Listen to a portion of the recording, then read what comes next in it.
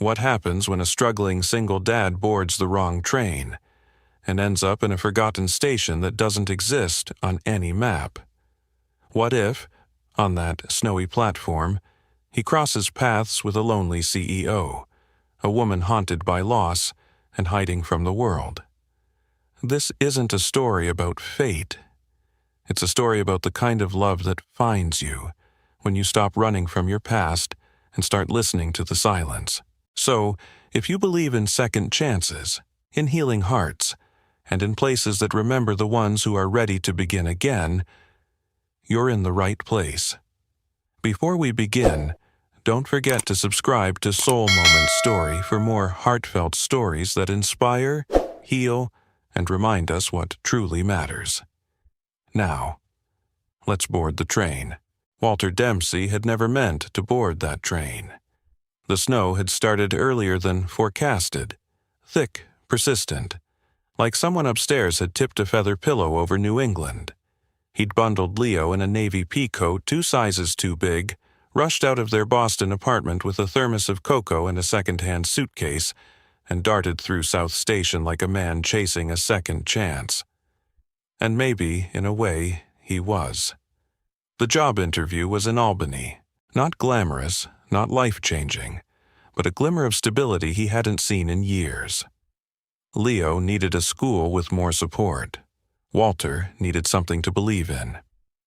He'd memorized the departure board, the track number, the platform, and yet, when the announcements crackled through the loudspeaker, he made the wrong call.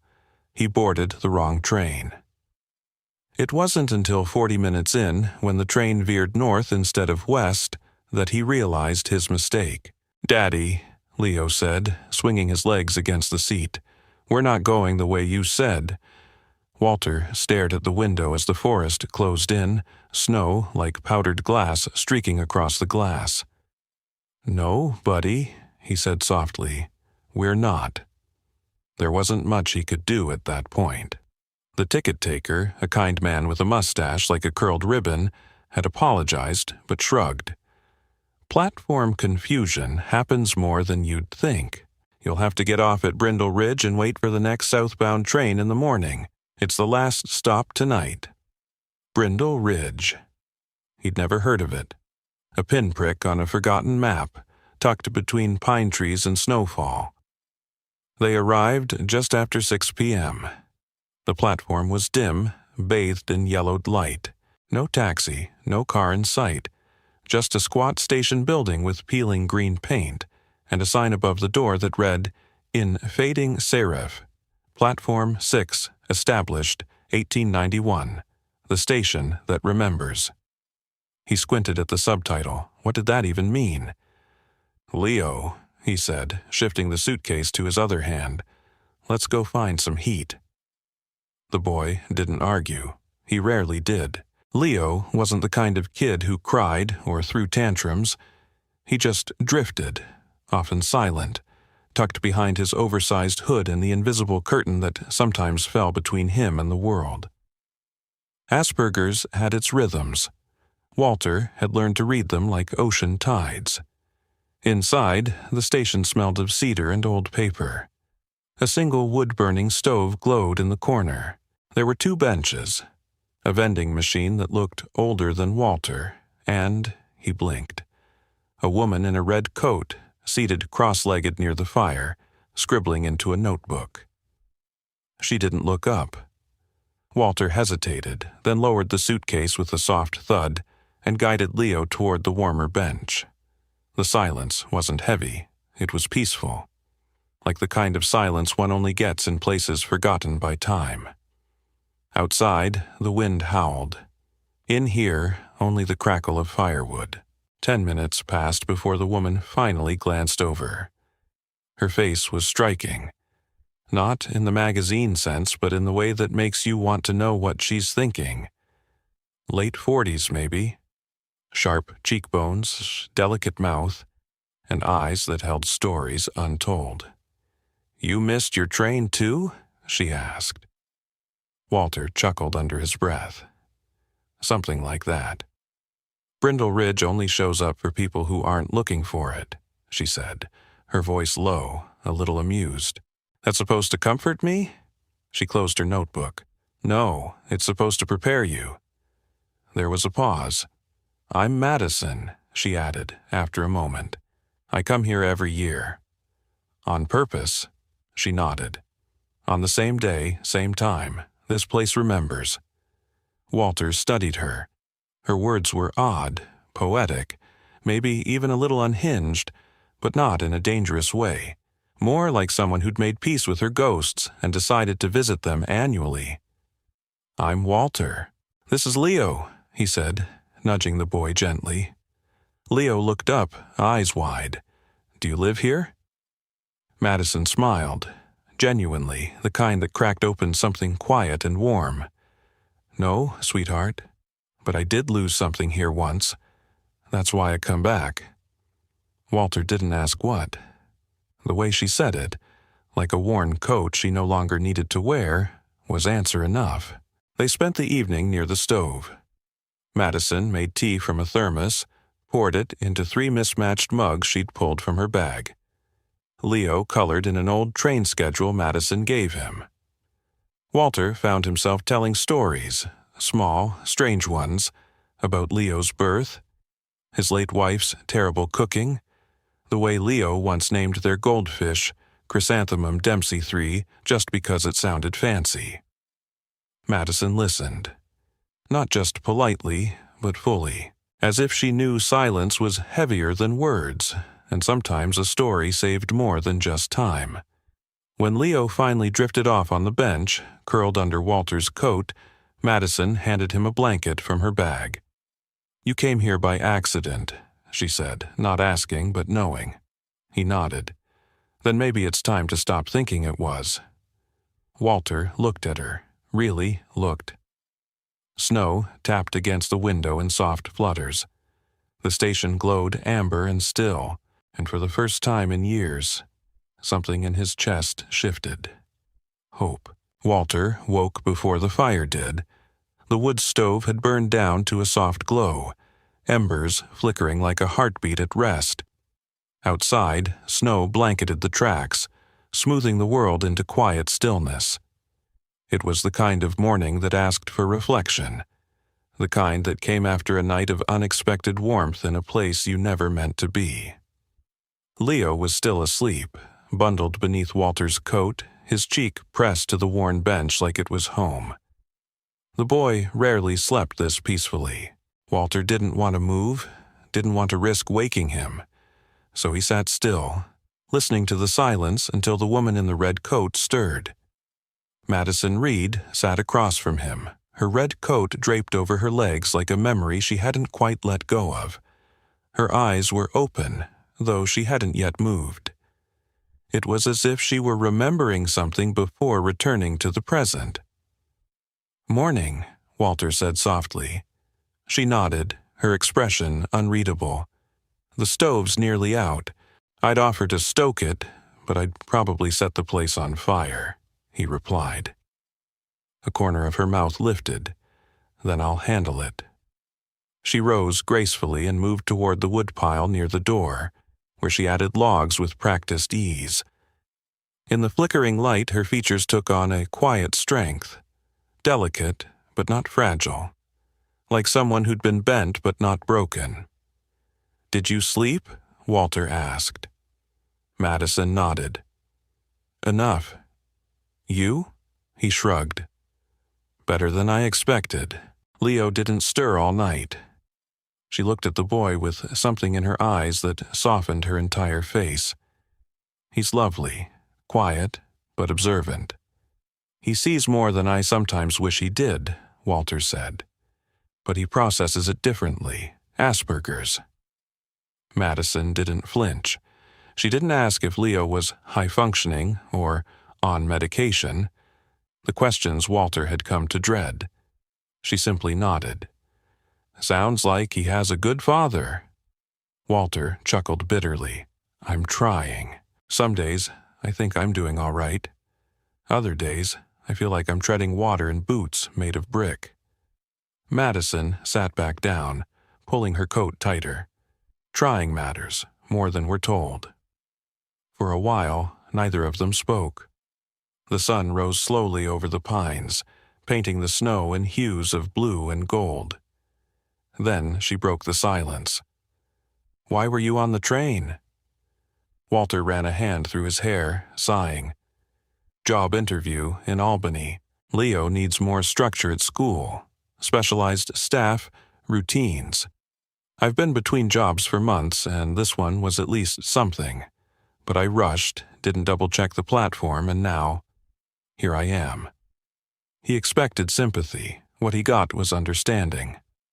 "Sometimes," Madison said, "the detour is the destination." He raised a brow. "You get that from a fortune cookie?" She smiled. "No, from a very old journal I found in my grandmother's attic. Belonged to my great-grandfather. He was a brakeman here once." Walter blinked. "Wait, you have family history at this station?" Madison nodded. "That's partly why I come back. But the real reason—" She paused. Her gaze drifted to the window, where snowflakes began to fall again, soft and persistent. "I lost someone, right here, years ago." Walter leaned in slightly. He didn't speak. He let the stillness ask for him. "My son," she said finally, 8 years old. We were traveling home from visiting his grandparents. He had this habit. He loved old stations, called them train castles. He begged me to stop here even though it wasn't our stop. "Just for 5 minutes," he said. I agreed. Her voice was steady, but her fingers clutched the notebook on her lap like it was an anchor. There was an accident. A truck skidded off the road nearby, crashed into the back of the station. No one else was hurt, just him. Walter felt the breath leave his body. "I come here every year," Madison continued, her tone gentler now. "Same day, same time. I write him a letter, even though I don't know where to send it. I just leave it here, in that mailbox." She gestured toward a faded blue box by the far wall. "It's rusted shut, but it still feels like someone might read them." Walter swallowed hard. "I'm sorry." She met his gaze. "Don't be. You asked why I was here, that's why." For the first time, Walter saw the full shape of her solitude. It wasn't just grief, it was ritual, a discipline of memory, and somehow she had made it beautiful. Leo stirred then, yawning, blinking sleepily. "Hey, buddy," Walter said, brushing his son's hair gently.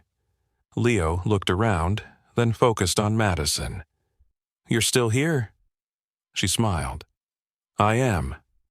Leo glanced toward the mailbox. "Did you send a letter?" Madison's breath caught. She looked at Walter, surprised. "I saw you put one there last night," Leo added softly. "It looked important." Madison blinked rapidly. "It was." Leo nodded. "I think he read it, whoever it was." Walter exhaled slowly. His son had always been like this, quiet, intuitive, occasionally eerie, but never wrong. And just like that, a shift occurred in the room. Not dramatic, just a gentle turning of something old towards something possible. The station hadn't changed. But maybe they had. The snowfall had softened by late morning, but the sky held that pewter shade that warned of more to come. Walter stood near the window of the station, his hand cradling a lukewarm cup of tea Madison had poured for him earlier. Leo was sitting cross-legged by the old vending machine, carefully peeling the label off a root beer bottle as if he were performing delicate surgery. Across from him, Madison had returned to her notebook. She wasn't writing this time, just flipping through its pages, stopping occasionally at a photo tucked between the lines or a pressed leaf browned by time. Walter couldn't shake the feeling that they were all suspended in something, like the station itself existed slightly outside of time. Not quite yesterday, not quite tomorrow. "I always forget how quiet it is here," Madison said suddenly, not looking up. Walter nodded. "The kind of quiet you can hear your thoughts in. She smiled faintly. Dangerous territory. He chuckled, then lowered himself onto the bench beside her. Can I ask what else is in that notebook? She turned a page slowly. Stories. Pieces of moments I don't want to lose. Some mine, some not. Some I still don't understand. Walter watched her fingers trace the edge of the paper. I used to write, he said, mostly articles, technical stuff, local news. But after the accident, after my wife passed, it all just stopped. Words didn't feel like they belonged to me anymore. Madison turned to him, not with sympathy, but with something quieter, recognition. I know what that's like, she said. After Liam died, the world lost its sharpness, like everything was made of fog. Walter nodded slowly. Exactly that. They sat in silence for a beat, the kind that holds more connection than conversation. Then Madison asked, What was she like, your wife? Walter looked out at the trees, now trembling lightly in the cold wind. She was loud, he said with a smile. In the best way. Always singing off-key in the kitchen. She'd make up songs about making spaghetti. Drove me nuts. He paused, chuckling. I'd give anything to hear it again. Madison didn't interrupt. She was also the planner, the adult in the room. After she was gone, it was like I lost my compass. I was just drifting. I drifted too, Madison said. Not just from people, from myself. Walter studied her. And this place helped? She looked toward the mailbox. Eventually. The first year I came here, I couldn't get off the train. I stood at the door for 10 minutes before it closed. I came back the next year and just sat on the platform. It took me 5 years to come inside. He let that sink in. What changed? She closed the notebook. One winter, someone left a book by the fire, a collection of poetry. Inside, there was a note scribbled on the cover. If you're hurting, read page 43. So I did. Walter leaned in. And? It wasn't profound, she said. It was a haiku, just 3 lines. But it said everything I couldn't. Even in stillness, a heart remembers sunlight, long after the dusk. He stared at her, the words echoing quietly in his mind. I never found out who left it, Madison said. But I started writing again after that, and coming here became less about grief, more about gratitude. Walter looked around the old station, the creaky benches, the faded maps, the smell of pine and old stories. You ever think this place has a soul? He asked. Madison's gaze met his. I think it remembers people long after they've forgotten themselves. Just then, Leo called out, holding something in his hand. Dad, look what I found. Walter stood and walked over. In Leo's hand was a small wooden toy train, carved roughly, the paint mostly chipped away, but still intact. It was behind the machine, Leo said proudly. Can I keep it? Walter turned it over in his hand. Sure, buddy. Madison stepped closer. Her face softened when she saw the toy. That, she said gently, was my son's. Leo's smile faded. Oh. It's okay, she added quickly. I thought it was lost forever. Leo hesitated, then offered it to her. But Madison shook her head. I think he'd want you to have it, to keep it going. Walter watched the exchange in silence, his heart swelling with something he hadn't felt in a long time. Reverence. Not for the past, but for the present moment. Unpolished, unscripted, but somehow perfect. Outside, the snowfall resumed, gentle and slow. A hush fell over Platform 6 once more, wrapping its passengers in memory, in meaning, in something just shy of magic. And though Walter couldn't explain it, deep down he knew. They hadn't ended up here by mistake. They had been brought. The snow had thickened again, brushing against the windows in soft, rhythmic waves. The world outside Platform 6 was a blur of white and gray, but inside there was warmth.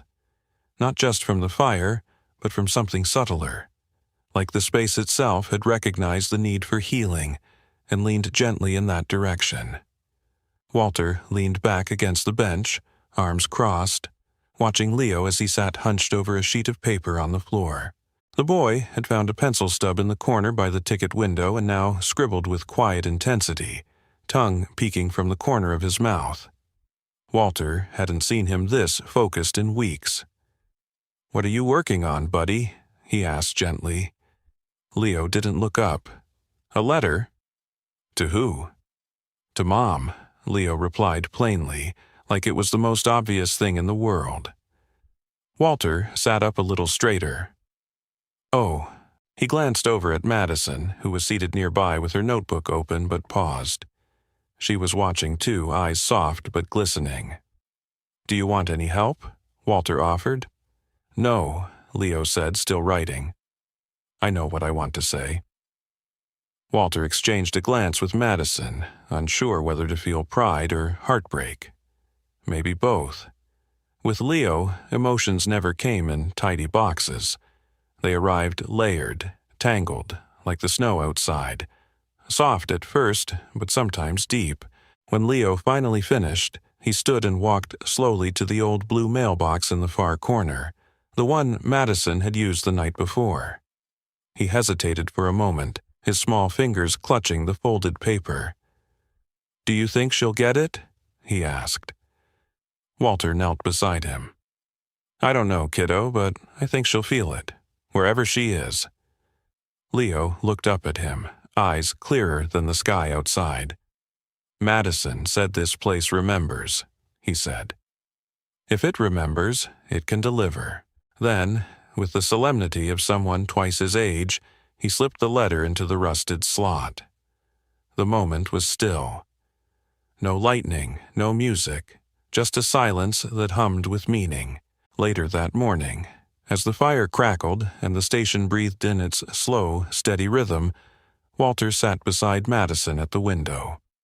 Outside, Leo played in the snow, building a lopsided snowman near the tracks. "He's strong," Madison said, nodding toward the boy. "He's been through more than most adults I know," Walter replied. Madison sipped from her thermos. "That letter, it takes courage, even for grown-ups." Walter looked at her. "How long did it take you to write your first one to Liam?" She exhaled through her nose. 2 years. I tried dozens of times, crumpled paper, burned pages, nothing ever felt right. Then one night, I stopped trying to be eloquent and just told the truth." "What did you say?" Madison looked at her hands, folded neatly in her lap. "I told him I wasn't ready to say goodbye, that I still needed him, that even though he was gone, I hoped he could see that I was still trying." Walter swallowed the lump in his throat. "And then I told him," she added, "that I would keep showing up here, as long as it took, until the ache became something softer." He stared out the window for a long moment. "You think it ever really fades?" he asked. Madison was quiet, then answered with a grace that came from hard-earned wisdom. "No, but it changes shape. And some days it even feels like love again." That afternoon, the storm outside picked up force. The power flickered once, then again. Finally, with a low hum, the station went dark. Leo jumped slightly. "What happened?" "Just the power," Walter said calmly. "We're okay." Madison was already on her feet, gathering candles from a shelf by the ticket booth. "Used to be a Girl Scout," she said, lighting one with a match from her coat pocket. "This place has gone dark on me before. With the fire still glowing, the station remained warm, but the dimness gave it a dreamlike quality. Shadows danced across the walls. The past seemed to press closer." Walter brought out a bag of marshmallows from his suitcase. "We were supposed to make these at the hotel tonight. Guess here's as good a place as any. Leo grinned. Can we roast them in the stove? Let's try not to burn down the only warm building in 50 miles, Walter said, smiling. They found long sticks outside and spent the next hour holding them over the stove, laughing when they caught fire or drooped. Madison's laughter was quiet but contagious, like someone remembering how. As dusk settled in, Walter noticed Madison had stepped away. He found her standing near the window, staring out toward the platform, arms wrapped around herself. "You okay?" he asked. She nodded slowly. It's just, days like this used to end with silence. Now there's laughter, and I'm not sure what to do with that yet. He stepped beside her. You let it stay, he said softly. You let it fill the cracks. Madison turned to him, her eyes glossy. Thank you, she whispered. For what? For not pretending you have all the answers. For letting this be enough. Walter didn't respond right away. He looked out at Leo, now adding pine cones to the snowman's face, humming to himself. You know, he said, maybe the platform doesn't just remember, maybe it listens. Madison glanced at him, and maybe it replies. It began with a flicker, just a momentary blink of the overhead lights, like the building itself had briefly forgotten how to breathe. Then came a deeper hum, a groan from somewhere within the old bones of the station. And then, darkness. Leo froze mid-step, marshmallow skewer still in hand. Walter stood immediately. Stay where you are, Leo. The only light came from the wood stove's gentle glow, throwing long shadows across the wooden floorboards. Madison moved quickly, lighting another candle from the one on the counter. Her movements precise, practiced. The generator must have given up, she said calmly. It happens. Usually doesn't last long. But outside, the wind howled with a raw intensity that made Walter doubt any kind of usual. Leo was breathing fast. His hands were shaking, his gaze darting to every dark corner. Walter recognized the signs. He'd seen them too many times before. The rising tide of overstimulation, the fear, the shutdown coming on like a train with no brakes. Hey, Walter said softly, crouching to meet his son's eye level. We're okay, all right? It's just the lights. Leo shook his head. Too dark. I know, but I'm here. Madison's here. The fire's still warm. Can I sit with you? Leo didn't answer, but he didn't run either. That was something. Madison joined them without a word, kneeling beside Walter, holding a lit candle. The soft light glowed against Leo's face. You know, she said gently, when my son was scared of the dark, I used to tell him that the shadows were just stories waiting to be told. Leo blinked at her. What kind of stories? She smiled. The best kind, the ones that only come out when the world is quiet enough to listen. Walter glanced at her, grateful beyond words. Madison offered the candle to Leo, handle first. Want to help me keep the light going? Leo took it with both hands, cradling it as if it were a living thing. His breathing began to slow. I think the shadows are calmer now, he said after a moment. Walter's shoulders relaxed. They gathered near the stove again, the candles casting a soft perimeter around them. Madison pulled a wool blanket from her bag and draped it over Leo's shoulders. He didn't flinch, didn't pull away. Progress. Walter poked at the fire. Any idea how long this might last? Hard to say, Madison replied. This area loses power more than it should. There's an old line that runs through the hills. It's sensitive in storms. Well, Walter said, exhaling, add it to the growing list of things I didn't plan for.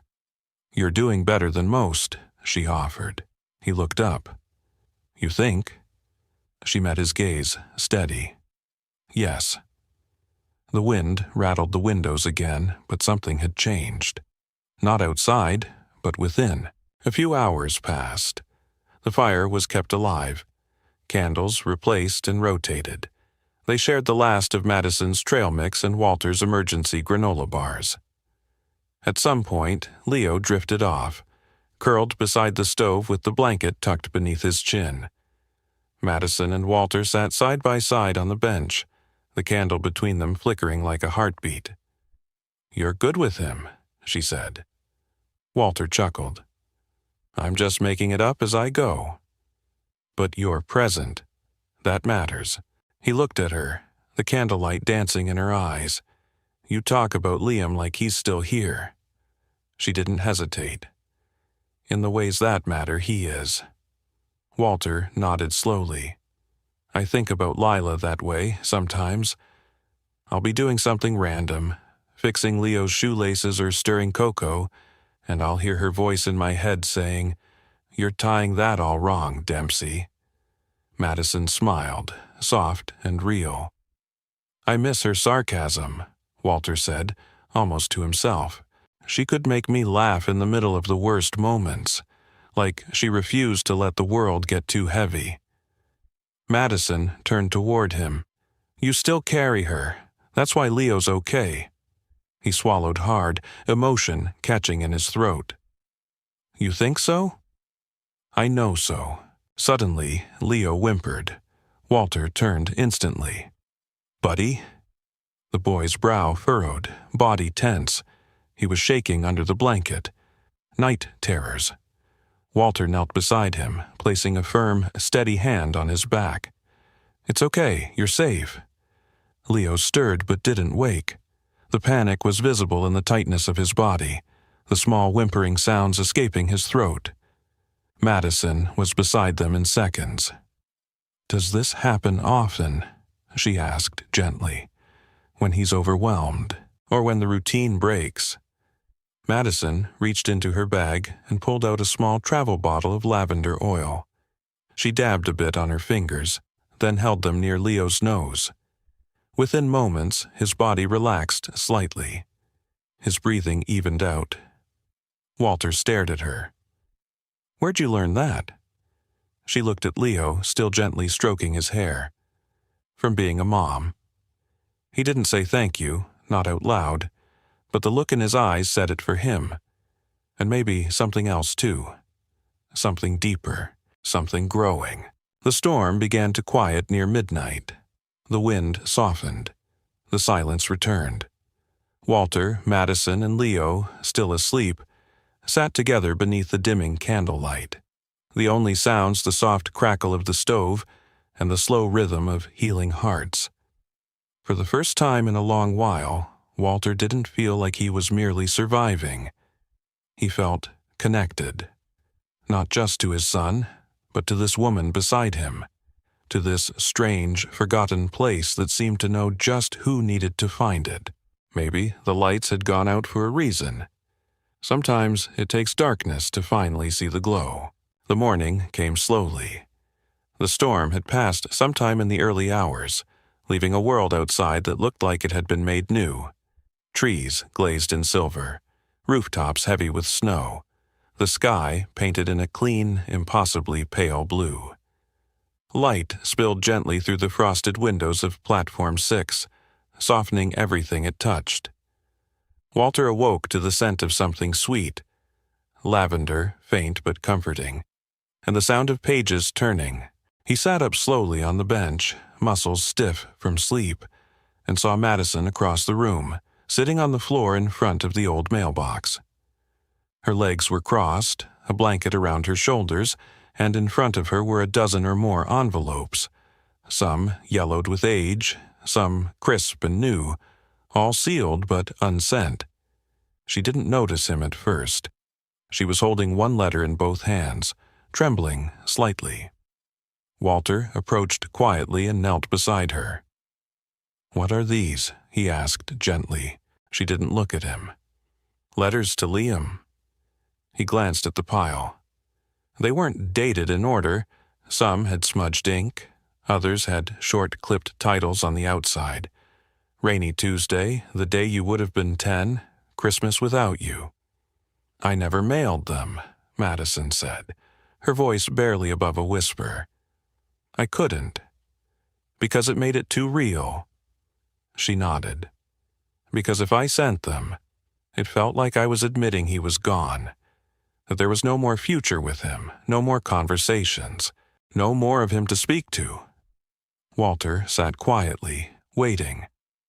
But last night, she continued, after Leo put his letter in there, after the power went out, and we just sat in the dark, I realized I've been hoarding pain, like it somehow proved I was still a mother. She paused, breathing deep. But I think what really proves that is letting him go with love, not guilt, not grief, just love. She handed him one envelope. Will you read it? Walter hesitated. Are you sure? Madison nodded. He unfolded the letter carefully. It was dated just a few months ago. Dear Liam, I saw a boy today who reminded me of you. He wore the same red mittens. Remember those? You used to insist they made you run faster. I wanted to call out to him to say, slow down, sweetheart, but I didn't, because he wasn't you. And yet, in that moment, I remembered how loudly your feet used to slap against the tile floor, and I smiled. It didn't hurt this time, not like before.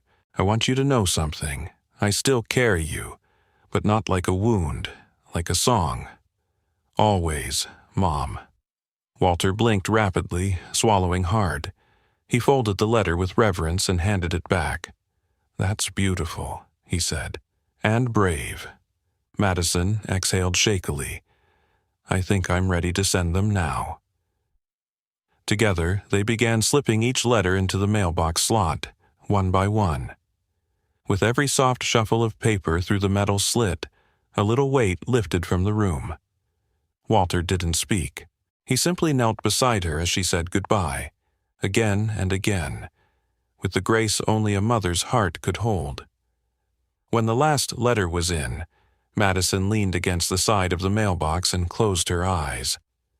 I thought this moment would crush me, she whispered, but it feels like standing up after being underwater for too long. Walter sat beside her, shoulder to shoulder. That's what healing sounds like, he said. Not loud, just quieter than the pain.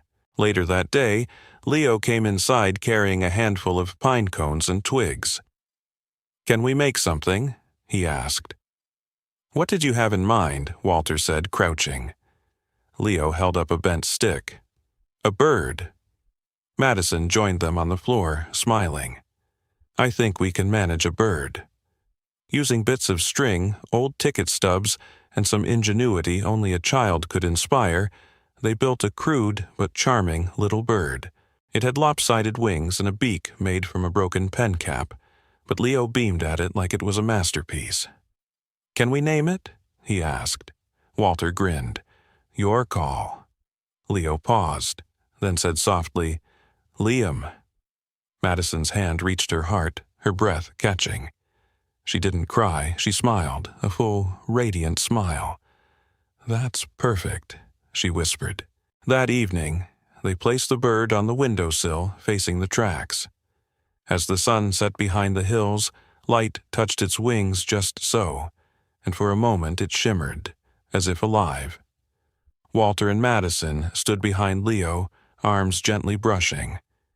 He would have liked this place, she said. Walter nodded. He still might. There was peace in her voice now. Not the absence of grief, but the acceptance of it. As though she'd made room in her heart for both sorrow and joy. And for the first time, Walter realized that he wasn't just watching her heal, he was healing too. The sun had melted a thin layer of snow on the tracks, leaving the steel glistening like twin ribbons of silver. The day felt different. Not warmer, but lighter, like the station itself had exhaled. Leo was perched near the fireplace, stringing pine cones together with bits of red yarn Madison had given him. The lopsided bird, now adorned with a makeshift nest, stood proudly on the sill. Walter found himself watching the scene as if from a distance, as though he were walking through someone else's dream. Madison sat beside him, hands curled around a cup of tea that had long gone cold. "You ever think," Walter began, "that this place is more than just a building?" Madison looked up, eyes searching his. "Platform 6, he continued. "The name, the stories. What you said about it remembering people, about it calling them back. I can't shake the feeling that we're not here by accident." She was quiet for a moment, then said, "Would you like to know what the old man told me?" Walter raised an eyebrow. "Old man?" Madison nodded toward the far end of the room, where an ancient brass bell hung above the ticket counter. "First time I came here, really came inside, I met the caretaker. Said his name was Elliot. Might have been 90, with hands like tree bark and a voice like wind through a screen door." Walter grinned. "Sounds like someone worth knowing. He told me this place was never meant to be on any main line. It was built as a detour, a backup station during snow closures. But over the years, something strange kept happening. People would show up who weren't supposed to be here. Trains that didn't have Brindle Ridge on the route would stop anyway. Tickets would print Platform 6 as a destination that didn't exist on the schedule." Walter frowned. "So, what? Coincidence? That's what I thought. But Elliot said one thing that's stuck with me ever since." Madison paused, eyes drifting toward the faded sign above the door. "This station shows up for those who need to remember who they are." Walter let the words settle into him. They felt true in a way logic couldn't explain. "Elliot's gone now," she added. "Passed away the winter before last. No one replaced him. But somehow, the door's still open. The fire still lights. The mailbox still swallows letters no one collects." Walter shook his head. "That's not just eerie, that's something else entirely." She smiled. "You're not the first person to think so." He looked over at Leo, who had paused his crafting and was now listening intently, though he pretended not to. "What do you think it wants from us?" Walter asked. Madison tilted her head. "Maybe not what, maybe who." Before either of them could say more, the station door creaked open. Walter stood, instinctively stepping between the door and Leo, but it was only an elderly man, bundled in a navy coat, a knit scarf tucked under his chin, and a walking stick in hand. "Afternoon," he said, voice weathered but strong. "Can we help you?" Madison asked, moving beside Walter. The man smiled. "Name's George. I was passing through town and figured I'd check if this place was still standing. Hadn't been back in 50 years. Walter stepped forward. "You knew this station?" "Knew it?" George chuckled. "My father used to bring me here when I was a boy. Said the place held secrets if you listened close enough." Madison blinked. "Did he work here?" "No," George said, glancing around fondly. "He said it wasn't a job. It was a calling." He wandered toward the mailbox and gently placed his hand on it. "He used to say that Platform 6 isn't about going somewhere. It's about arriving where you're meant to be." Walter looked to Madison, then back at George. "Did your father ever say what made it so special?" George's eyes twinkled. "He said it's one of the few places left in the world that still believes in second chances." Silence settled again, thick, reverent. George tipped his hat and turned toward the door. "Didn't mean to intrude, just wanted to see if the magic was still here." Before Walter could respond, the man stepped outside and was gone. Leo piped up from the bench. "Was he real?" Walter turned to Madison. "That's a good question." She shook her head in wonder. "Sometimes I think this place calls people in, just long enough to say what needs to be heard. That night, Walter couldn't sleep.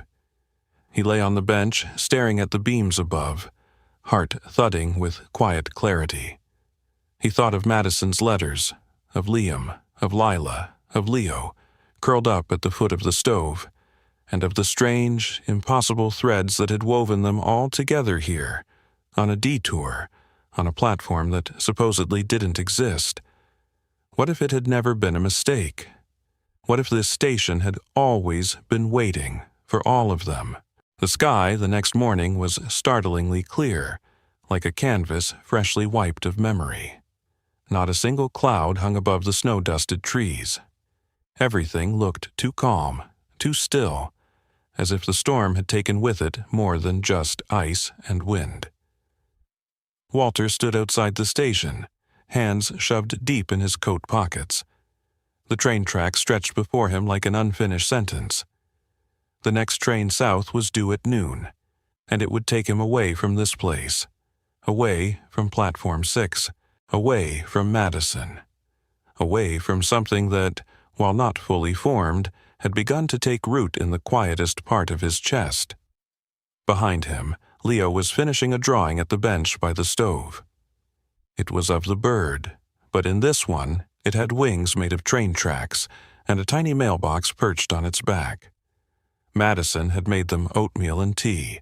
She moved around the station that morning with a quiet sense of ritual, like someone preparing a home for guests who might never arrive, but still deserved the best. Walter finally stepped back inside, snow crunching from his boots. "Train's still on schedule," he said. Madison looked up. "Of course it is." He searched her face for a hint, anything that said, "Don't go," but she gave him only her calmest version of kindness. Leo bounded over. "Are we leaving soon?" Walter hesitated. "I think so, bud." Leo didn't look thrilled. "Can we come back?" Walter glanced at Madison, then knelt to Leo's height. "Maybe, if we're lucky." Leo nodded solemnly and returned to his drawing. Walter stood and approached Madison. "This wasn't what I expected, any of it." "No," she said softly. "It rarely is. I thought I was chasing a job, a routine, a fix. And instead you found—" Walter smiled faintly. "A broken place that didn't try to fix me, just made space." Madison looked at him then. Really looked. Sometimes space is all we need to heal. The weight of goodbye hung in the air like a fog no light could pierce. At 11:40, they began to gather their things. Leo packed his drawing into his backpack. Walter folded the blanket they had shared and placed it carefully on the bench. Madison walked them to the door, her hand brushing the edge of the mailbox one last time. Then, just as Walter reached for the handle, she spoke. "You don't have to go." He turned slowly. "I mean, you can," she added quickly. "Of course you can, but you don't have to. Not yet." Walter's heart surged against his ribs. "I thought you wanted space." Madison smiled, a little sadly. "I did, I still do, but space isn't the same as distance." Walter took a step toward her. And what would staying look like? "Uncertain," she said honestly. "Slow, quiet, maybe messy, maybe healing." He looked at Leo, who was now drawing a second bird, this one with Madison's initials tucked into the wing. Walter turned back to her. "I don't want to force something, not for me, not for him, not for you." "You wouldn't be," Madison replied. "You'd be choosing something, us, not because you're lost, but because you're finally ready to be found." The whistle of the train echoed in the distance. Distant, growing closer. Walter felt time shift inside him. He'd spent so long moving, surviving, running. But here, on this platform that shouldn't exist, he had stopped. And the stopping had made all the difference. "I need to ask him," Walter said. Madison nodded. "Of course." Walter crouched beside Leo. "Hey, buddy, that train out there, it can take us back, to the city, to the old plans." Leo blinked at him. "But if you want," Walter continued. "We could stay just a little longer, here." Leo considered this, then pointed at his second drawing. "This one has a nest, too, but 2 birds, not just one." Walter's throat tightened. Leo looked at Madison. "Do you want us to stay?" Madison knelt beside them, her voice gentle. "Only if it feels like home." Leo smiled. "It kind of does." The train pulled in with a hiss of brakes and a billow of steam. Walter stepped outside, watched it settle, watched the conductor step out, calling passengers. He didn't move. Madison appeared beside him. "You sure?" He nodded slowly. "I've never been more unsure in my life, but also, yes." The conductor called again. A family of 3 boarded. A lone woman stepped off, clutching a book in one hand and looking around with that same puzzled awe Walter remembered feeling just 2 days ago. He watched her, realizing something. This place wasn't just remembering people. It was receiving them. When the train pulled away, Walter and Madison stood in silence, watching the track shimmer in the winter light. Leo came out moments later, holding both drawings in one hand. "Do birds ever forget how to fly?" he asked suddenly. Walter looked at Madison, then back at his son. "Not if they have each other," he said. The station hadn't changed. The paint was still chipped at the corners of the green double doors. The brass bell above the ticket counter still leaned slightly to the left, and the wooden bench beside the fireplace still bore the scuff marks from a restless child's shoes. But Walter had changed. So had Leo. And maybe, just maybe, so had Madison. Walter stood at the edge of the platform, hands in the pockets of a worn winter coat that didn't quite fit the way it used to. His shoulders were broader now, or perhaps just straighter. He looked down the track the same way he had a year ago, but this time with intention. Leo, now a head taller and more confident in his posture, leaned against the station wall with a drawing pad tucked under one arm. He was humming quietly, not a tune Walter recognized, just contentment set to music. The date was the same. So was the time. Walter had returned to Platform 6, not out of nostalgia, but promise. A promise made one snowy afternoon to a woman in a red coat who had taught him, without trying, that healing was not linear, but circular. That some places and some people return to us only when we're truly ready.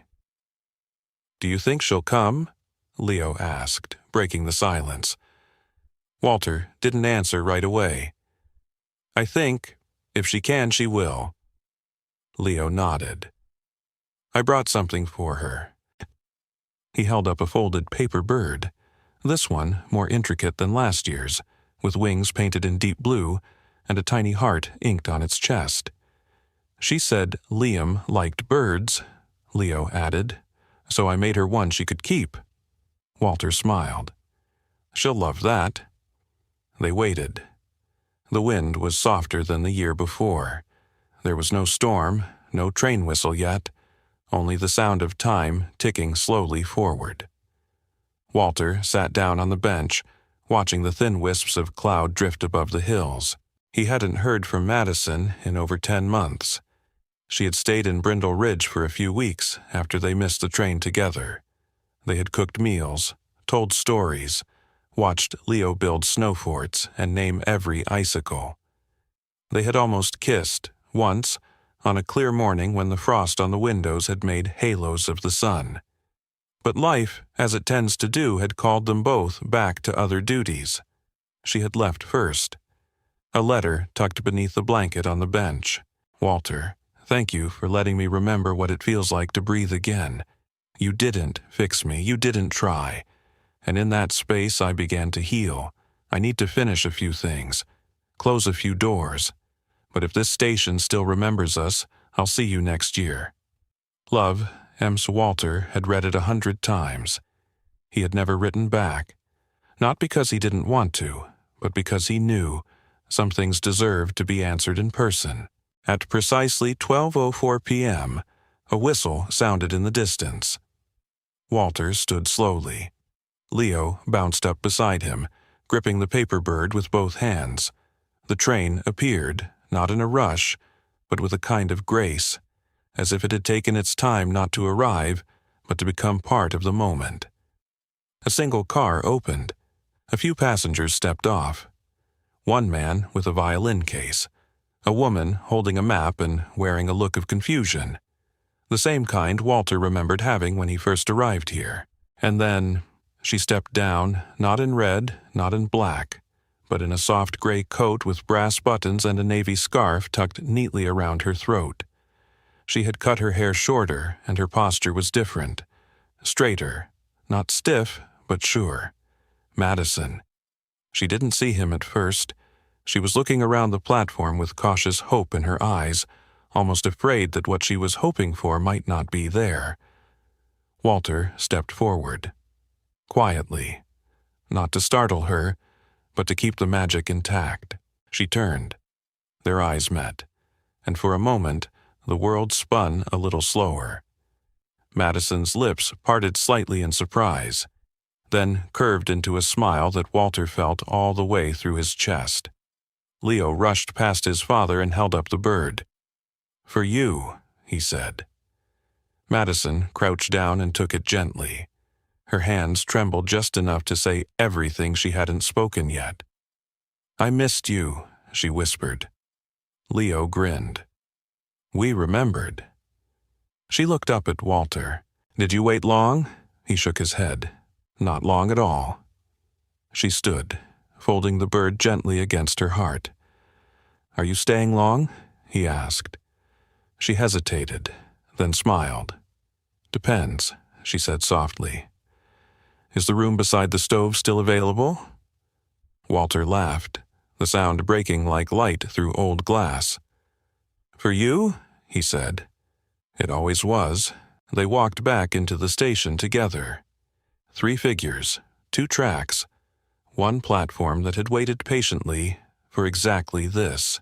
The kettle sang low and steady, steam curling in gentle spirals toward the ceiling. The old stove radiated warmth, humming like a memory trying to become present.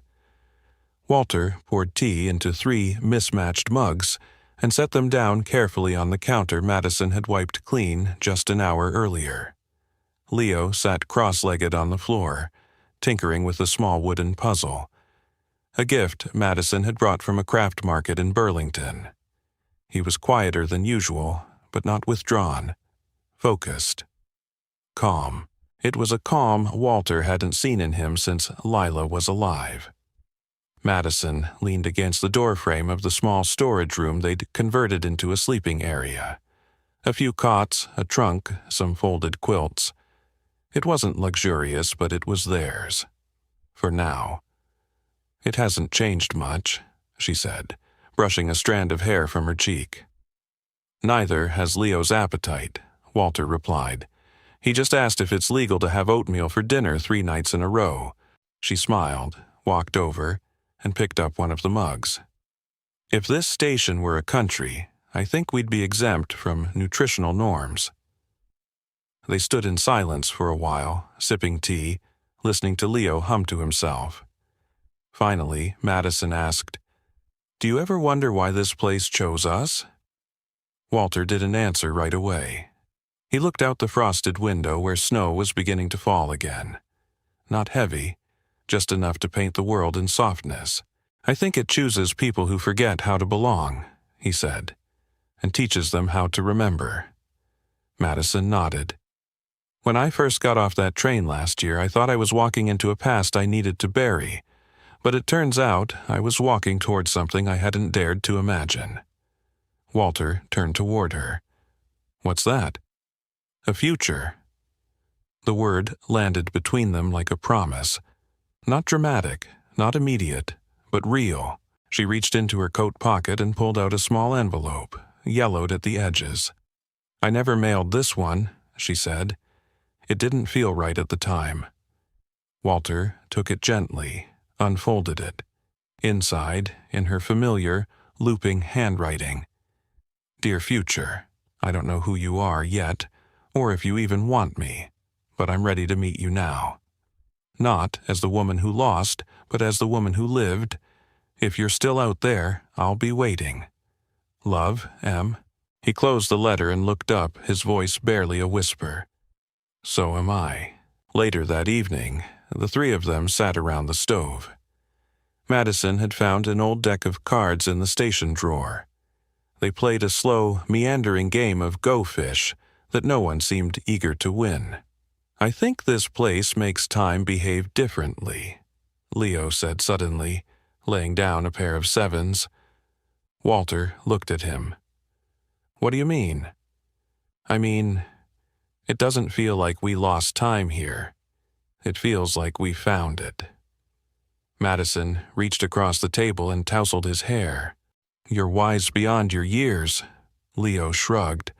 That's just what kids with less screen time sound like. They laughed, an easy, open sound.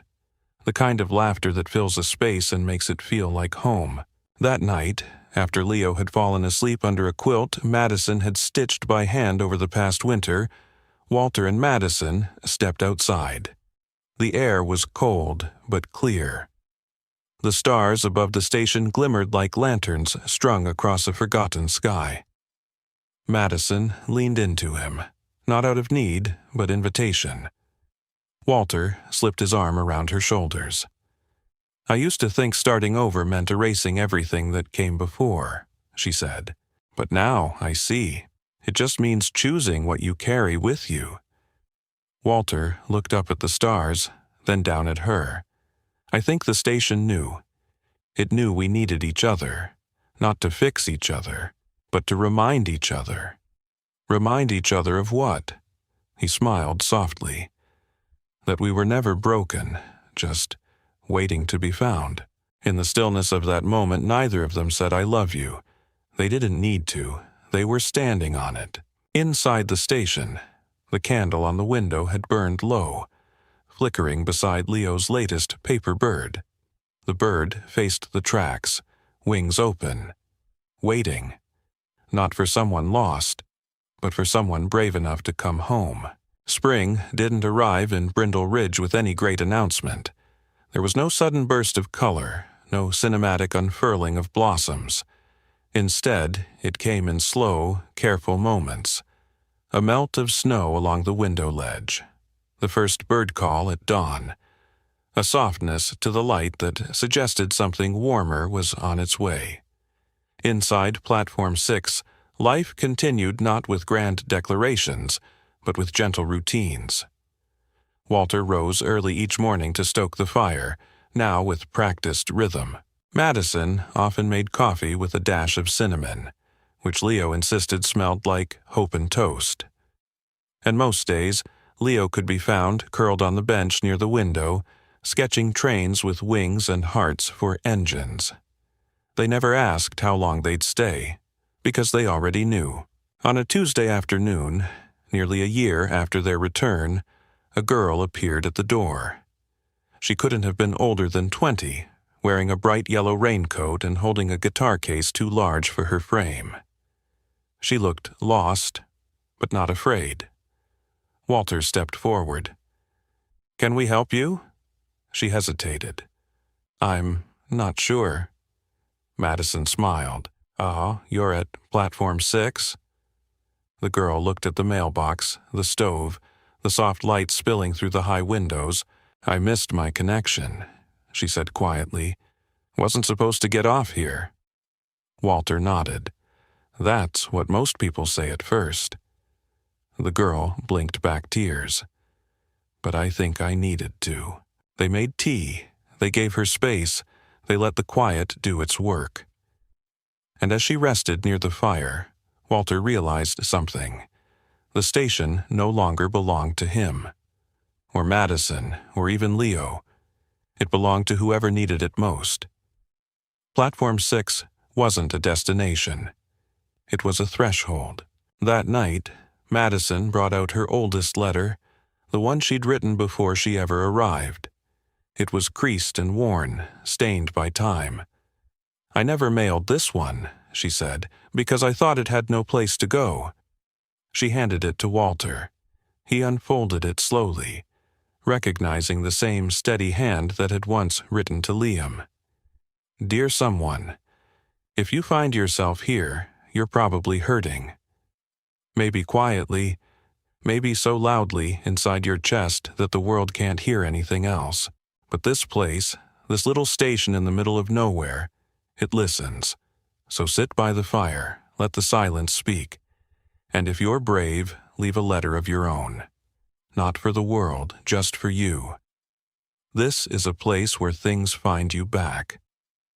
Love, a woman who forgot and remembered." Walter's eyes stung. He refolded the letter, kissed the edge of Madison's temple, and placed it in the mailbox. In the months that followed, others came. Not many, not all at once, but enough. A widower with a suitcase full of postcards he never mailed. A teenage boy with a cracked violin who'd stopped playing after his brother died. A retired nurse looking for the child she gave up for adoption decades ago. Some stayed a day, some stayed longer.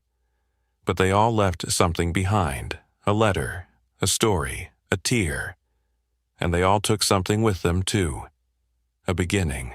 One afternoon, Leo came running in from outside, his boots muddy, his face flushed. "There's someone carving initials on the platform," he said breathlessly. Walter stepped outside and found an older man hunched near the edge of the wooden boards. He had a pocket knife and a quiet reverence in his movements.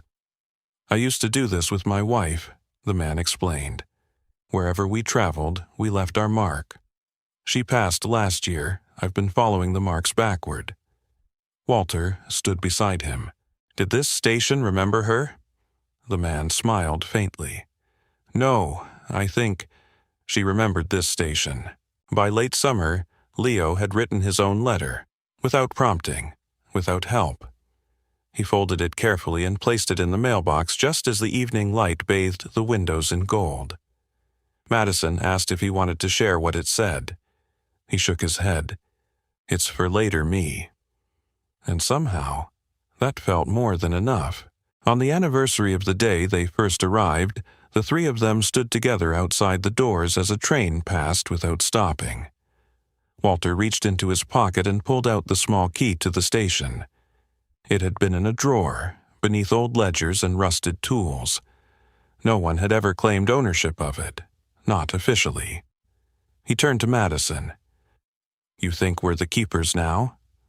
She looped her arm through his. "I think we always were." Leo looked up at them. "Can we stay?" They both smiled. "We already are." That night, the candle on the windowsill burned until dawn, and though no one said it aloud, they all knew. Platform 6 remembered. And now, it belonged to all who believed in being found. If this story touched your heart, we'd love to know where you're watching from. Are you listening from a small town, a quiet porch, or maybe a big city where trains still pass by your window? Leave us a comment below and let us know. Your presence means more than you know. And if you haven't yet, consider subscribing to Soul Moments Story. We share stories that heal, inspire, and gently remind us that kindness, love, and second chances still matter. From the bottom of our hearts, thank you for spending your time with us. We're so glad you're here.